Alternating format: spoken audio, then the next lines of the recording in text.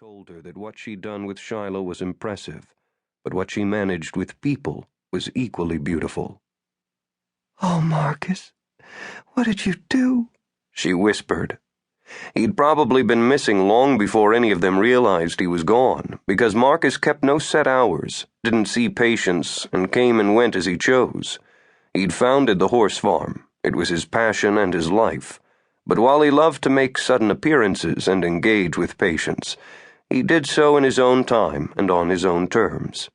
He'd been a wreck of a man himself, bipolar, an addict, homeless, and an ex-con. When he'd found a horse on the small farm, he'd for some reason been left through a family inheritance. Like Shiloh, the animal had been starved and beaten by a cruel master and was terrified. In earning the horse's trust and love, Marcus had learned to care about himself. He told Olivia once that he'd been so afraid something horrible would happen to the horse without him, he'd become determined to live. In saving that horse, Marcus had saved himself. It wasn't that he hadn't grown up around animals. He had. His father had raised some of the finest racing horses in Tennessee. Maybe because he'd had money as a child, Marcus had known that happiness had nothing to do with wealth. When he inherited the family land, he had no interest in racehorses. He cared about people, damaged people. He'd been miraculously fixed by a horse, and he went on to find out how to help others in the same way. Olivia adored Marcus. Had adored him, she told herself. No, she did adore him. All that he'd been and all that he'd taught her would stay with her forever.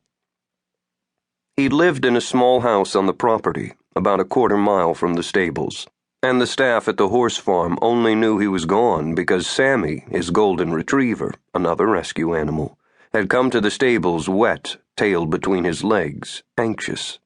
He'd been limping because he'd managed to gash his left leg quite badly. Aaron Bentley, managing director of the horse farm, had tried to believe that Marcus had driven somewhere and Sammy had hurt himself trying to catch up with him. But Marcus hadn't driven anywhere. Not on his own, anyway.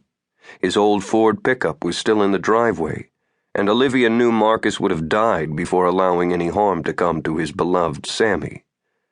So they'd all become extremely worried. Aaron had called in the local authorities, and they'd set up a search.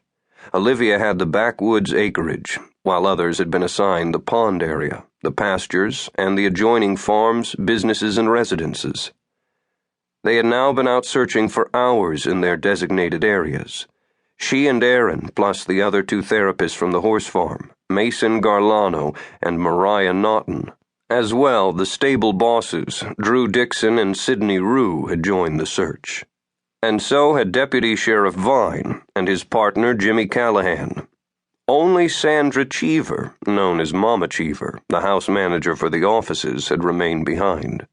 There were miles of pasture land and forest out there, enough to keep them riding and searching for many more hours, but dusk seemed to be coming on fast. Twilight. Twilight in these hills. A dangerous time up here, if you didn't know your way. But Marcus hadn't fallen in the twilight. He'd had his accident, if accident it was, in the brightness of day. He was cold now. Stone cold. Olivia didn't have many skills in forensics, but she was certain that he'd been here for some time.